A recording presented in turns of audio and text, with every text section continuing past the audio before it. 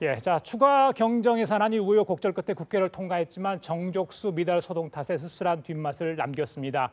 이런 가운데 자유한국당을 제외한 여야 3당의 공조가 향후 국정 운영의 새로운 협치 모델이 될 수 있을지 주목을 받고 있습니다.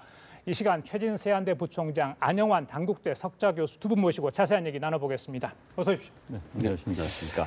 자, 두 분 방금 이제 홍남기 국무조정실장의 그 공론화위원회 출범과 관련한 명단을 좀 들으셨을 겁니다. 같이 저와 함께 들으셨는데 위원장 1명과 위원 8명이죠. 네. 29명이 1차 후보군으로 했고 여러 가지 절차를 밟아서 네. 이제 선정을 했습니다. 네. 가장 중요한 게 이제 공정성이 네. 아니겠습니까? 어떻게 들으셨어요? 명단에 대해서는? 일단 이제 원전, 그러니까 탈원전 정책을 놓고 첫 번째 케이스가 고리 569호 지금 건설 중인 것을 어떻게 공사 중단한가요? 신고리 569호. 신고리 569호. 그런데 이제 이를 위해서 공론화위원회를 만들어서 하는 것이 타당한 것인가? 과연 전문가들 빼고 이른바 일반 시민들을 모아놓고 공론화위원회를 하는 게 타당한 것이 놓고 사회적 쟁점이 있었습니다. 이른바 원자력계라든지 이런 전문가 그룹에서는 어떻게 일반 시민들이 단기간에 그에 대한 전문적인 지식을 쌓을 수 있겠느냐. 그걸 바탕으로 또 어떻게 결정할 수 있겠느냐 이런 논란이 있었는데 어찌됐든 지금 정부는 이제 현재 해결을 했고 결정이 됐고 지금 후보군이 나왔습니다. 이제 공론화위원회 전체 시민위원단을 이끌어갈 이른바 상위 조직이겠죠. 그렇죠. 공론화위원회가 결정이 됐는데 김지형 위원장이 결정이 돼서 지금 내정이 돼서 지금 발표가 됐습니다. 이제 김지형 위원장은 대법관 출신이죠. 과거 이제 대법관 내에서도 진보적인 성향을 많이 발표했던. 그래서 이제 과거 대법관 가운데서 뭐 독수리 5형제라는 분들이 있었습니다. 굉장히 이제 다른 대법관들과 다르게 좀 튀는 판결을 냈던 진보적인 성향의 판결을 냈던 그분 중에 한 명이기 때문에 아마 원전과 관련해서 현 정부에서 좀 코드를 맞춰서 낸 게 아니냐라는 지적이 나올 수가 있습니다. 저는 지금 김지영 대법관이 원전에 대해서 어떤 생각을 가진지 아무도 모르겠습니다. 그러나 그동안의 커리어, 경력만 비춰볼 때 아마 현 정부에서 위원장을 본인들의 그 정책과 손발을 같이 할 수 있는 보조를 맞출 수 있는 사람을 내정한 거 아니냐 이런 지적은 분명히 나올 수 있을 것 같습니다. 자, 최 교수님, 그 정부에서는 일단 원전 문제 관련해서는 문재인 대통령의 탈원전이 공약인데 지금 현재 속도 조절을 하고 있다 이런 입장이거든요. 특히 이제 공론화를 통한 어떤 그러니까 대의 민주주의 하나의 절차로서 이번에 어떤 새로운 시험 무대가 될 거다. 그래서 이걸 좀 적용을 한 것 같아요. 방금 말씀드린 것처럼 이제 공정성 관리가 가장 중요할 텐데. 그 3개월, 그러니까 90일간 어떤 식이든지 어떤 뭐 마찰도 있을 거고 여러 의견이 나올 거 아닙니까? 어떤 식으로 정부가 좀 관리를 해야 된다고 보시는지. 그러니까 앞에 이제 안 의원 말씀하셨지만 탈원전을 내세운 이제 문재인 정부가 그 정책을 구체적으로 출범하기 위한 위원회를 이제 오늘 구성을 한 거 아니겠습니까? 지금 보면은 방금 말씀 질문 우인들은 이제 면면을 보면 알 수 있는데요. 8명 중에서 사실은 이제 전부 6명이 교수 출신이고 2명이 전문가입니다. 그리고 각 분야별로 했네요. 화학공학, 통계학, 도시사회학, 그다음 갈등관리 전문가들 고루고루 이제 분야별로. 그래서 이분들이 우선은 이제 광범위하게 여론을 수렴할 겁니다. 이 1차적인 작업이 가장 중요하죠. 여론 수렴한 다음에 시민 배심원단을 이제 선정을 하게 되는 거예요. 그리고 나서 이제 10월 20일 경에 최종적으로 판결을 냅니다. 그러니까 이 3개월 동안 이 위원들이 각각의 역할 분담을 해서 분야의 전문성을 발휘해서 그리고 여론을 수렴하고 배심원단을 구성해서 최종적인 이제 판결을 결론을 내리게 돼 있습니다. 다만 이제 모두에 말씀드렸다시피 문재인 대통령이 어차피 탈원전을 내세웠고 또 거기에 맞춰서 함께 어떤 그 탈원전 철학을 함께 공유할 수 있는 그런 이제 김지영 전 대법관을 위원장으로 이제 이 구성을 했기 때문에 아마 이후에 나머지 3개월의 방향성도 문재인 정부의 어떤 원전 철학, 어떤 방향성과 크게 다르지 않게 아마 진행될 거라고 예상을 합니다. 알겠습니다. 자, 본격적으로 정치 대담을 좀 해볼까요? 자, 추경안, 뭐 지난 주말에 뭐 정신이 없었습니다. 사실은 뭐 어렵게 정말 추경안이 통과됐는데 그 후유증이 좀 만만치 않죠. 여야 모두 뭐 반성하는 목소리 들고요, 서로를 뭐 비난하는 목소리 들리는데 특히 이제 민주당 일단 통과는 됐지만 정족수 미달 사태에 대해서 약간의 서로에 대해서 책임을 떠넘기는 부분도 있지만 자책하고 반성하는 부분도 있는 것 같습니다. 오늘 추미애 대표가 아침에 이런 이야기를 했습니다. 먼저 좀 들어보시고 얘기 나눠보도록 하겠습니다. 제1야당인 자유한국당이 표결 약속을 깨버린 행위는 의회 운영의 신뢰를 깨버린 중대한 행위라 할 것입니다. 그렇다고 우리 당의 느슨한 행태가 정당화될 수는 없을 것입니다. 우리 당 역시 의회 운영의 가장 기본적인 정족수 관리를 제대로 하지 못해 국민과 당원들로부터 많은 질타를 받아야 했습니다. 이번 일을 계기로 집권 이후 우리 스스로를 먼저 돌아봐야 할 것입니다. 본의 아니게 지지자와 당원들의 자존심에 상처를 드리게 된 점, 국민 여러분께 심려를 끼쳐드린 점 당대표로서 정중히 사과드립니다. 예. 자, 안 교수님 어떻게 들으셨어요? 여소야대 전국에서는 각오했겠지만 사실은 참석 의원들 보면 좀 아쉽다는 대목은 분명히 있어 보입니다. 그렇죠. 예. 입이 열 개라도 할 말은 없게 됐습니다. 물론 이제 자유한국당이 약속을 위반했는지 안 했는지 서로 엇갈립니다. 자유한국당은 그런 약속 한 적이 없다. 그다음에 이제 민주당에서는 약속 해놓고 왜 안 들어왔느냐. 이제 그건 그들 사이의 이야기일 뿐이고요. 어찌 됐든 민주당 입장에서 본다면 26명이라는 자, 120명 가운데 26명이 꽤 많은 그 수입니다. 그분들이 또 대개 해외에 나가 있었어요. 그렇죠. 24명이 나가 있었죠. 물론 이해할 수 있는 부분이 있습니다. 예를 들어서 현재 국회는 2월, 4월, 6월 국회를 하고 9월부터 정기국회를 합니다. 그래서 2, 4, 6, 9월 그러니까 7, 8월은 보통 휴가 기간으로 돼 있는데 이번 새로운 정부가 이제 들어서면서 7월에 임시국회가 열린 겁니다. 그런데 사실 또 그 전에도 7월 임시국회 많이 있었습니다. 어찌 됐든 7월에는 별일 없을 것이라 생각하고 장기 출장, 해외 출장 일정을 잡아놨을 수도 있습니다. 그러나 어찌 됐든 이번 정부가 들어오면서 첫 번째 과제가 11조짜리 추경이었습니다. 이 추경은 앞으로 이 정부 새로운 정부의 5년간의 임기의 그 정책을 어떻게 수행해 나가는데도 굉장히 중요한 그런 초석이 될 수 있는 사안들이기 때문에 의원들이 모두 있어야 되죠. 그다음에 이제 두 번째는 원내 지도부가 보통 이제 의원들이 있으면 이제 그 원내 부대표단이 있습니다. 부대표단들의 역할이 사실 크게 많지는 않아요. 가장 큰 역할이 자기 담당 의원들 회의 출석 체크하는 겁니다. 이런 중요한 사안일 때 그 체크를 제대로 못했다는 거예요. 사실은 체크를 하고 방심한 거군요. 그렇죠. 최소한 의결 정도수가 부족해서 이런 망신사를 사는 건 막아야 되는 겁니다. 그리고 또 이제 나갔던 의원들이 변명도 좀 설득력이 없는 변명들이 꽤 있었어요. 그렇기 때문에 어찌됐든 이유가 어찌됐든 간에 이거에 대해서는 여당 입장에서 보면 할 말이 없게 됐습니다. 한국당 의원들의 집단 퇴장을 두고도 약속을 깼다, 꼼수다 여러 가지 의견이 나옵니다. 전반적으로 어떻게 보셨어요? 그러니까 전반적으로 여야가 입이 10개여도 사실 할 말이 없게 생겼습니다. 지금 정세균 의장이 그런 얘기를 했지 않습니까? 정말 오죽하면 부끄럽다. 여도 야도 정말 승자가 없다. 모두 다 패자다. 이렇게 얘기를 할 정도로 여야가 다 완패한 이번 본회의 모습이었죠. 지금 보면은 당 대표, 추미애 대표하고 우원식 직권의 원내대표가 동시에 공개적으로 사과한 경우는 아마 없었던 것 같습니다. 그만큼 여당 입장에서 뼈아픈 부분이죠. 다만 이제 이 원인 제공을 누가 했느냐는 부분은 이제 이후에 좀 논의가 필요하지만 어찌 됐든 간에 일자리 추경이다, 민생 추경이다라고 그래서 말이죠. 국민들을 살려내는 추경이다라고 이렇게 한 달 내내 여야가 치열하게 싸웠던 이런 추경이었는데 결국엔 이렇게 허망하게 말이죠. 통과가 됐습니다마는 이런 볼성사나운 모습을 보였다는 것은 정말 입이 10개도 할 말이 없다고 봅니다. 특히 이 과정에서 이제 한국당이 보면은 이제 여당 의원들은 다 비판하지 않습니까? 지금 뒤통수를 때렸다. 우원식 원내대표는 지금 이렇게 얘기를 하고 있고 그리고 같은 야당끼리도 좀 공격하고 있습니다. 이해운 의원 같은 경우도 그 정당으로서 어떤 신뢰를 깨뜨렸다라고 말하자면 자유한국당만 제외하고 나머지 정당 3당이 모두가 다 뒤통수 쳤다. 신뢰를 깨뜨렸다 말이죠. 이 신의를 배반했다는 표현까지 쓰고 있거든요. 그렇다고 본다면 확실하게 물증은 없으니까 모르겠지만은 결국 자유한국당도 이 비판으로부터 자유로울 수 없다. 분명한 건 자유한국당도 당당하지는 못했던 것 같다.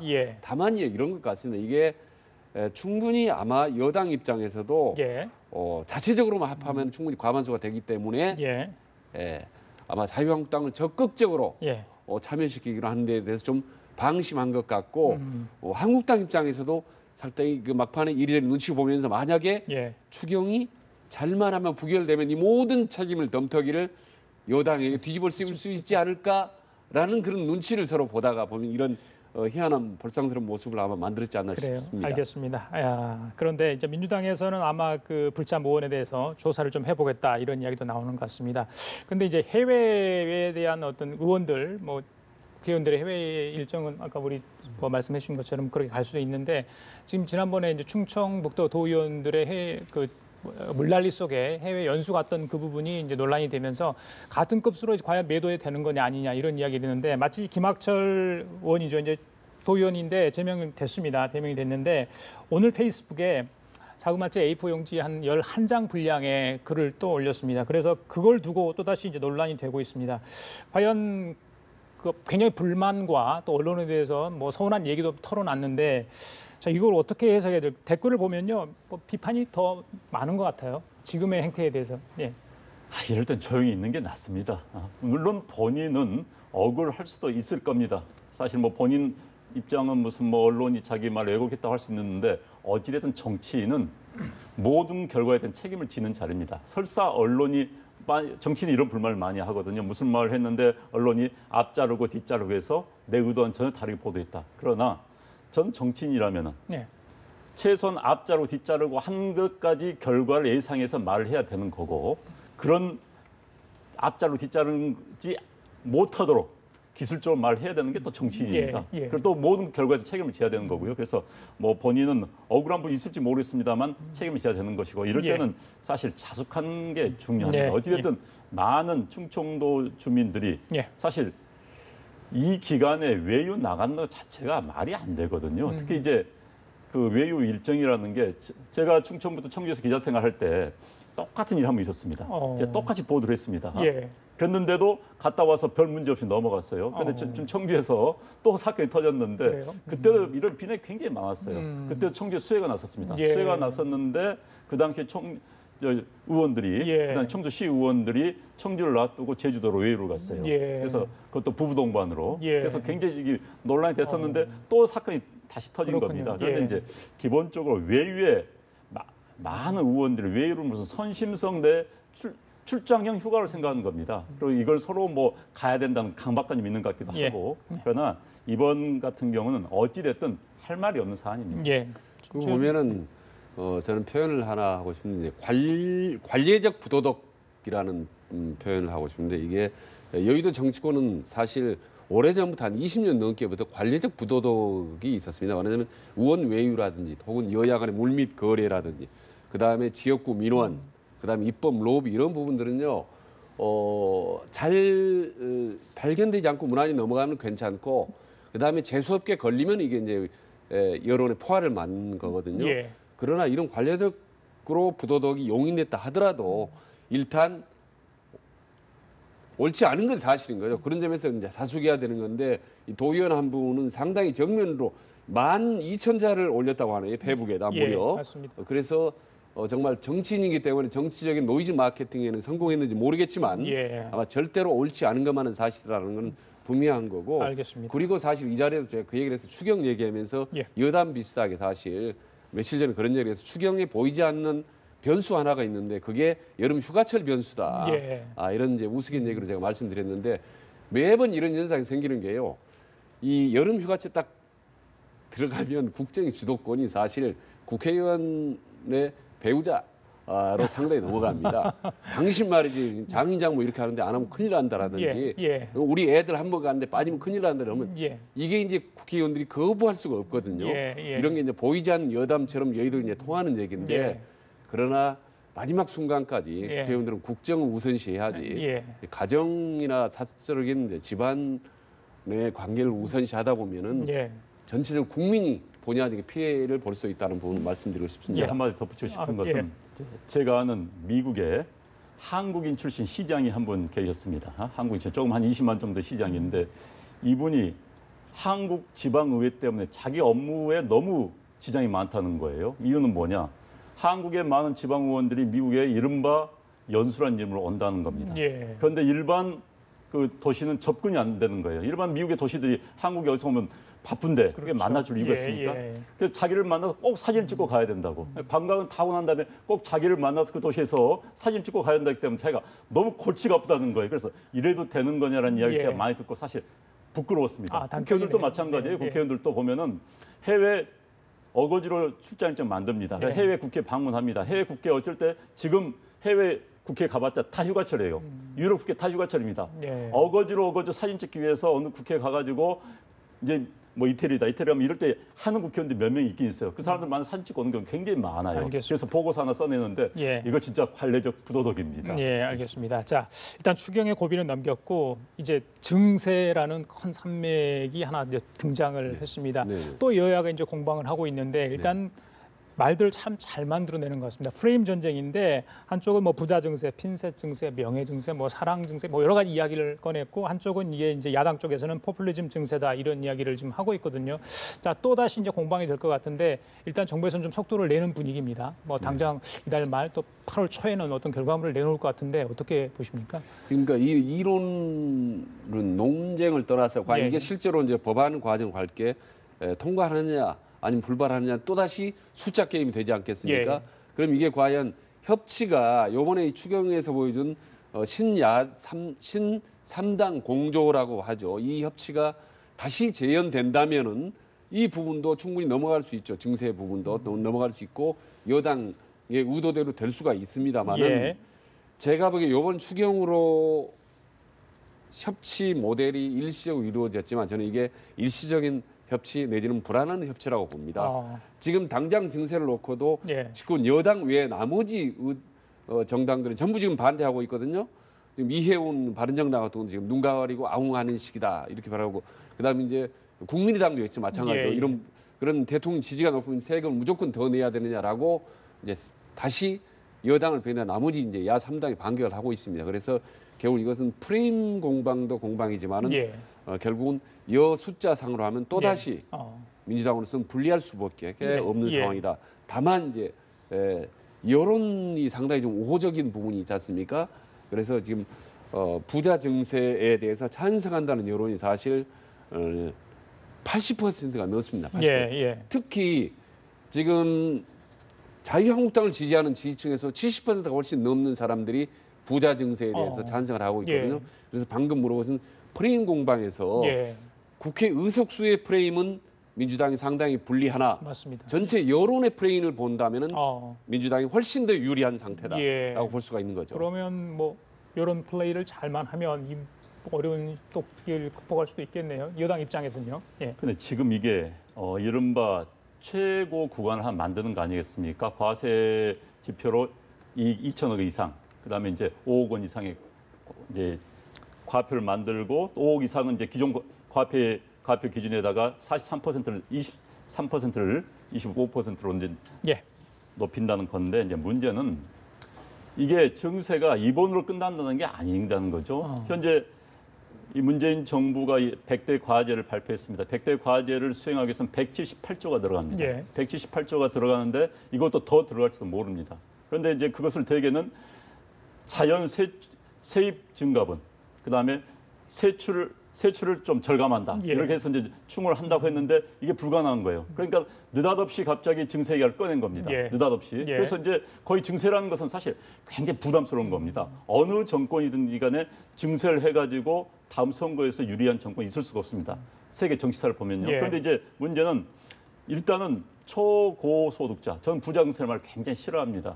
부자 증세라는 말은 우리 사회 계층을 또 나누는, 예. 분열시킬 수 있는 용어입니다. 그냥 초고소득자라든지 예. 초고소득자 신규 구간 대상자 이런 예, 식으로 예, 말하면 예, 낫다고 생각하는데 예. 어찌됐든 지금 증세가 이것으로 끝나지 않을 겁니다. 예. 끝날 수가 없습니다.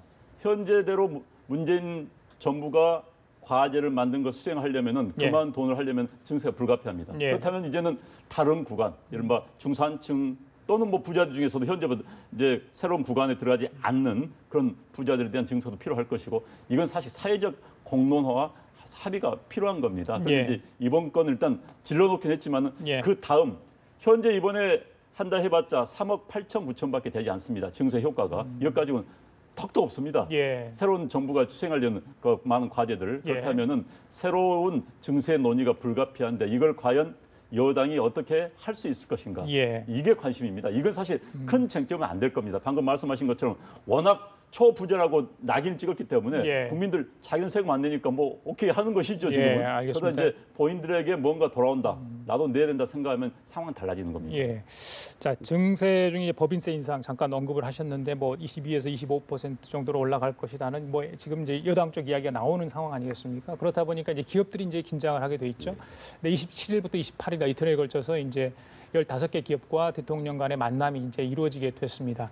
지금 이제 누가 갈지는 이제 대한상에서 정한다고 하는데요. 예. 과연 기업들이 대통령에게 기업들의 어떤 관련된 현안이나 애로사항을 제대로 이야기를 할 수 있을지 그런 부분도 좀 주목이 되는데 어떻게 보십니까? 그러니까 그런 점에서 이번 모임은 상당히 중요하다고 봅니다. 예. 그동안 재벌 계획을 내세웠던 문재인 대통령이 재벌 총수들과 직접 이제 대면하고 깊은 대화를 나눈다는 점에서 아주 중요한데 예. 좀 흥미로운 게 이제 이틀간에 걸쳐서 맞습니다. 예. A그룹, B그룹에서 두 그룹으로 만난다는 거 예. 아니겠습니까?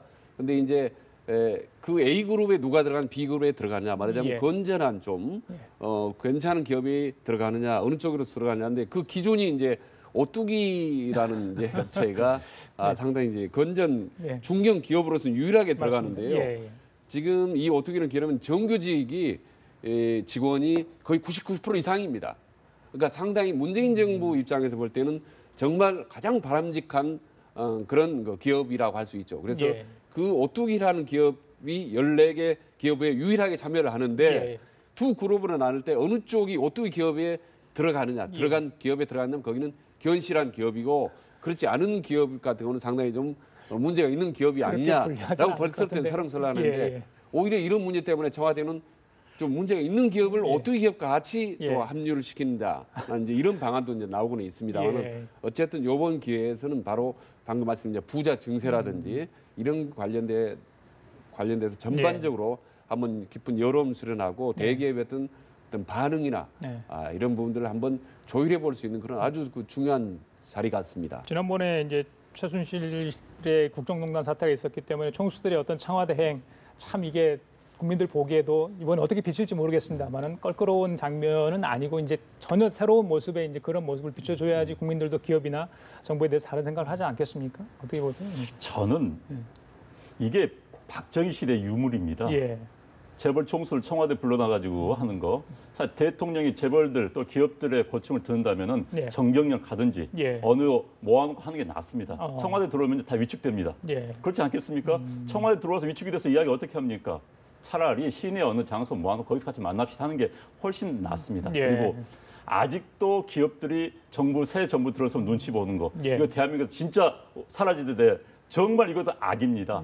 뭔가 현 정부가 재벌에게 영향 행사할 수 있다는 것을 믿기 때문에 재벌들이 겁을 내는 것이죠. 예. 방금 저 부총장님 말씀해 주신 것처럼 A그룹 들어갈까 B그룹 들어갈까 눈치를 본다는 것 자체가 재벌을 떨고 있다는 겁니다. 물론 예. 재벌들이 그동안 100% 잘했으면 그런 일은 없겠죠. 그러나 예. 아무리 잘했다 하더라도 예. 현신 정부의 칼을 의식하지 않을 수가 없는 게 우리의 현실입니다. 그래서 기업들이 제대로 정말 떳떳한 기업들이 일할 수 있는 분위기 만들어주고 예, 예. 또 정부도 기업들의 고충을 찾아갈 때는 정부 이주가 아니라 예. 사실 정부는 정책을 실행하는 거고 사실 정책의 소비자 또 정부의 대상자는 재벌들 기업입니다. 그럼 네. 찾아가서 듣는 게 맞죠. 서비스입니다. 청와대도 서비스한다는 생각을 가져야 되는 겁니다. 교수님 이거 여쭤볼게요. 재벌들이 지금 이제 떨고 있는 이유가 이제 문무일 검찰총장 오늘 인사청문회를 하고 있는데 검찰의 사정기관 특히 이제 공정거래위원회도 지금 이제 김상조 후보가 출범을 하지 않았습니까?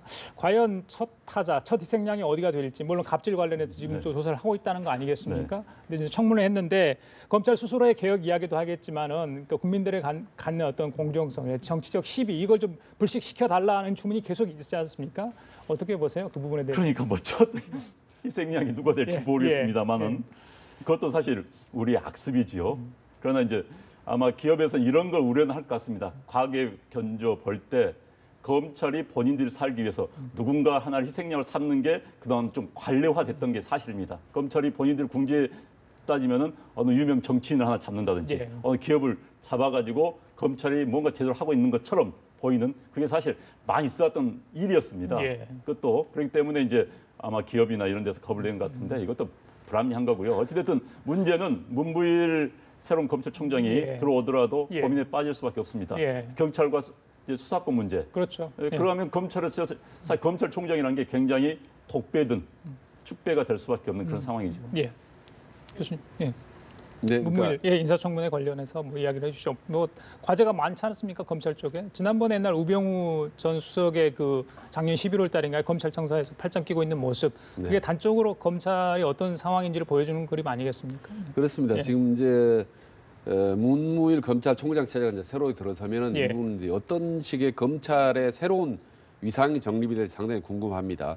우선 과거 청와대에 대해서는 상당히 엄정 중립적으로 이제 수사를 하겠다라고 얘기했지 않습니까? 이른바 이제 우병우 문건과 자료들이 이제 청와대에 쏟아져 나왔는데 이런 부분에 대해서 중립적으로 검사를 하겠다, 예. 조사를 하겠다는 부분인데 또 하나 이제 제일 더 그보다 훨씬 더 이제 주목이 되는 부분이 문재인 대통령이 강조했는 검경 수사권 분리 문제라든지 말이죠. 그다음에 공수처의 신설 문제 이런 부분들이 검찰 개혁과 권력기관의 개혁 전반적으로 이런 부분에 대해서 상당히 중요하게 내세우고 있는 부분인데 문무일 검찰총장이 이제 약간 다른 시각을 지금 나타내고 있지 않습니까? 예. 그래서 이 부분이 이제 어떤 식으로 서로 조율이 될지 그리고 박상기 또 새로운 법무장관과는 예, 또 맞습니다. 어떻게 조율이 할지 이 예. 부분이 상당히 이제 중요하죠. 그래서 어떤 권력의 핵심적인 사령탑이라고 할 수 있는데 예. 대통령과 민정수석과 법무장관, 검찰총장이 예. 제대로 잘 함께 컴비네이션을 이루어야 검찰 개혁이 순조롭게 갈 수 있고 만약에 엇박자가 난다면은 예. 상당히 이제 많은 파열음이나 후유증이 생길 수가 있죠. 이 부분이 알겠습니다. 상당히 좀 궁금한 대목입니다. 예, 알겠습니다. 자, 지금까지 최진 세한대 부총장, 안영환 단국대 석좌 교수 두 분과 함께 얘기 나눠봤습니다. 말씀 감사합니다. 예.